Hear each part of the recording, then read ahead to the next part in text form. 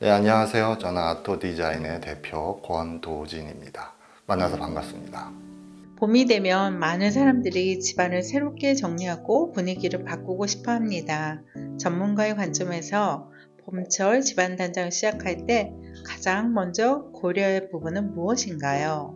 첫 번째로 봄이 오면 제일 먼저 해야 할 것은 정리정돈이라고 생각합니다. 그러니까 필요 없는 물건을 버리고 그다음에 내 동선에 좀 부딪히는 물건들을 정리하고 가구 배치를 조금 바꾸든지 아니면은 동선 파악을 해서 그러니까 예를 들어 제가 뭐 커피를 마시고 쇼파로 가는데 아이들 장난감이 많이 있다면 뭐 그 중간에 애들 장난감을 수납할 수 있는 장을 놓는다든지 그렇게 해서 동선을 좀 정리하시고 그 다음에 이제 또 봄철이 되면 햇볕이 좀 많이 들어오거든요. 그래서 그 햇볕을 이용한 조명을 하기 위해서 암막 커튼보다는 레닌으로 좀 투명한 빛이 좀 들어오는 커튼을 이용해서 좀 조명의 좀 밝기를 조절하는 것도 중요한 포인트라고 생각합니다. 많은 사람들이 인테리어를 단순히 가구나 장식을 바꾸는 것으로 생각하기도 합니다. 그러나 전문가들은 공간을 이해하는 것이 인테리어의 출발점이라고 말합니다. 인테리어에서 공간을 이해한다는 것은 어떤 의미인지 설명해 주세요. 공간을 이해한다는 것이 첫 번째로 이제 물리적으로 이해하는 것과 생활 패턴을 이해하는 것과 그 다음에 정서적으로 이해하는 것, 크게 세 가지로 구분할 수 있는데요. 물리적으로 공간을 이해할 수 있다는 것은 무엇이냐면 예를 들어서 햇볕이 많이 들어오는 공간과 햇볕이 적게 들어오는 공간이 차이가 있을 수 있습니다. 햇볕이 많이 들어오는 공간에 화이트나 이런 베이지 컬러를 하면 너무 밝기가 밝아서 눈이 부시거나 집중력이 흐트러진다거나 그런 좀 안 좋은 영향을 미칠 수 있거든요. 그래서 어두운 부분에 있는 방은 좀 밝은 화이트톤이나 베이지색으로 가는 게 좋으시고 그 다음에 이제 밝은 부분은 약간 그레이 톤으로 딥블루나 이런 식으로 해서 톤을 좀 약간 낮춰지는 방향으로 가는 게 또 공간을 이해하는 부분의 하나고요. 그 다음에 두 번째는 생활 패턴인데요. 내가 여기를 서재로 쓸 것인가? 아니면 아이들 놀이 공간으로 쓸 것인가? 아니면 내가 잠을 자는 공간인가? 거기에 따라서 그 공간을 이해하시고 거기에 맞는 컬러를 선택하거나 아니면 인테리어 그 소품을 생각하시는 게 좋을 것 같고요. 그 다음에 이제 정서적인 이해는 집중력이 필요한 공간에 너무 컬러풀하거나 이런 컬러를 쓰거나 아니면 화려한 벽지를 쓰거나 이런 건 좀 자제하시고 그 다음에 이제 좀 집중력을 높일 수 있는 컬러를 사용하시는 게 좋을 것 같습니다. 그래서 공간을 이해한다는 거는 내가 어떤 생활을 할 것인가 거기서 내가 무슨 어떤 일을 할 것인가 그걸 이해한다는 거 그걸 정리한다는 게 맞는 표현인 것 같습니다. 큰 공사를 하지 않아도 집안의 분위기를 바꿀 수 있는 방법들이 있다고 들었습니다.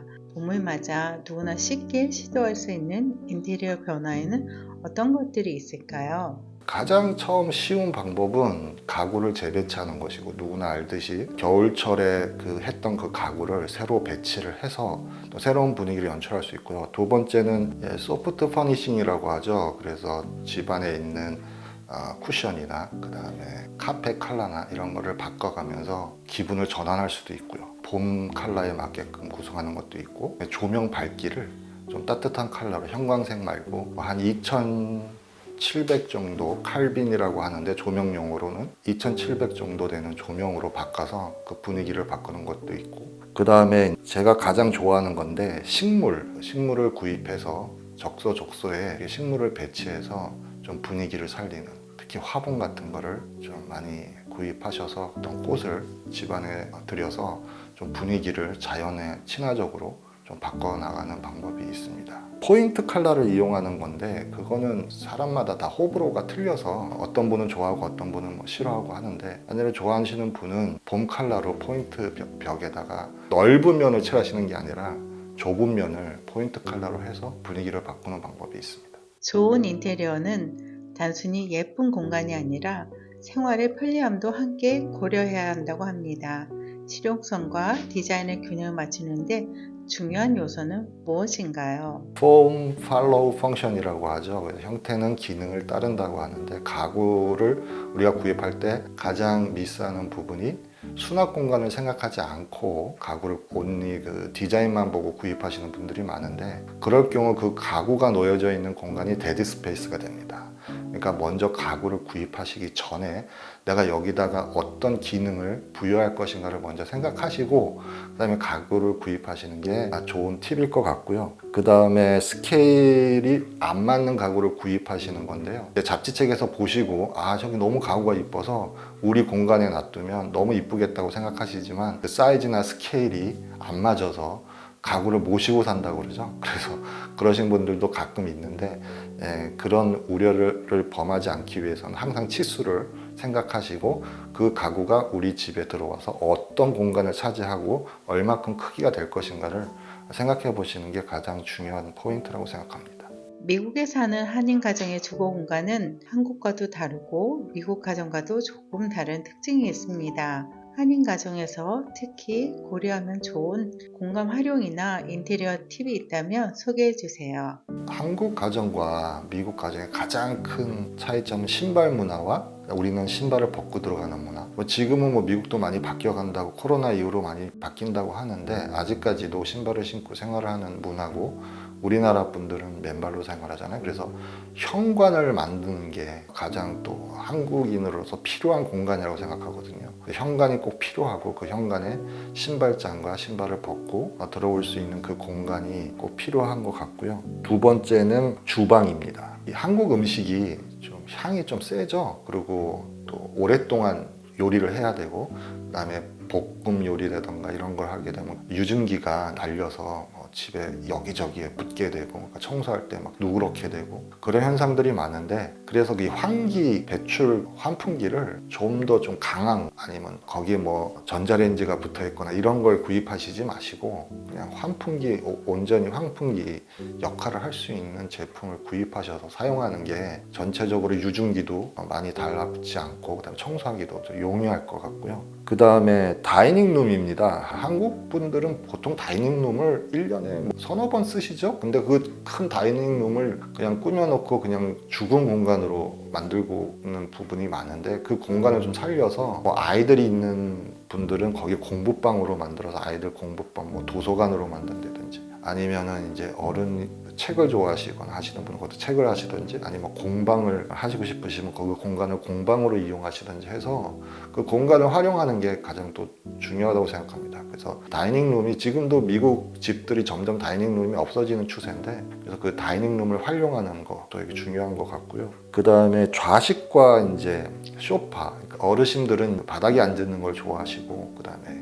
젊은이들은 소파에 앉는 건데 그거를 적절히 배치하는 것이죠. 그래서 그 소파도 기능적인 면으로 좌식 소파도 있으니까 그런 거와 그 다음에 일반 소파를 조화롭게 배치를 해서 사용하고, 이 좌식을 하다 보면 가장 중요한 게 바닥이 차가운 거기 때문에 카페트나 이런 걸 이용해서 바닥을 따뜻하게 하거나, 아니면 요즘 나오는 그 온돌, 전기로 하는 온돌도 있고 온도 매트도 있고, 그 매트를 이용해서 바닥을 따뜻하게, 특히 대리석 같은 경우에는 그 바닥이 너무 차기 때문에 좌식을 하시는 분들은 우드나 카펫을 이용하시는 게 좋을 거라고 생각합니다. 전문가의 눈으로 보았을 때 좋은 공간이란 어떤 공간인가요? 인테리어를 할 때 사람들이 가장 많이 놓치는 부분은 무엇인지도 궁금합니다. 제가 생각하는 좋은 공간은 스케일에 맞는 공간입니다. 그리고 많은 분들이 실수하는 부분이 그 스케일을 생각하지 않고 공간을 구성하는 건데요. 예를 들어서 TV를 80인치, 100인치를 큰 TV를 놓으시고 소파는 아주 멀리 떨어져 가지고 한 45인치 TV를 보는 듯한 그런 느낌으로 감상하시는 분들도 있고, 또 너무 또 소파를 큰 걸 사셔서 좁은 공간에 TV를 너무 가까이 해서 목이 아파가지고 또 고생하시는 분도 계셔. 그게 바로 이 스케일감을 생각하지 않고 가구를 구입해서 그렇거든요. 그래서 그 스케일감을 생각하시고 가구를 구입하시고 하시는 게 좋고요. 그 다음에 수납 공간의 부재, 수납 공간을 항상 생각하시고 가구를 구입해가지고 그 가구 위에 수납해야 될 물건을 올려놓는 것이 아니라 그 수납해야 될 물건이 가구로 들어가야 되거든요. 그래서 그거를 항상 유념해 주시는 게 좋고요. 그 다음에 조명도 실수를 많이 하시는 것 중에 하나가, 조명 하나로 분위기를 다 컨트롤 하려고 하시는데 그러지 마시고 요새 그 벽등이나 그다음에 스탠드 등 싼 거 많거든요.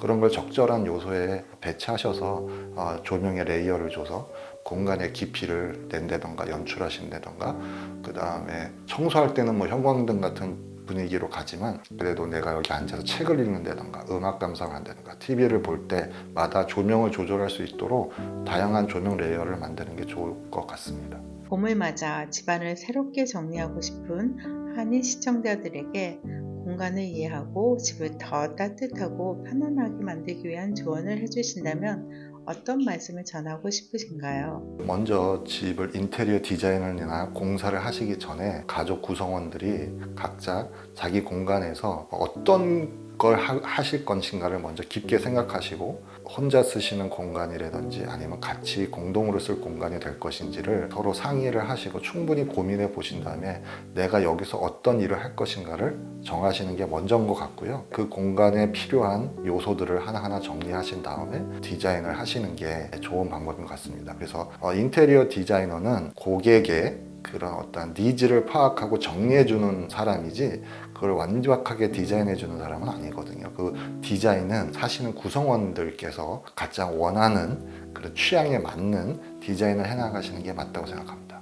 구독과 좋아요는 사랑입니다. 만나에서 만나요.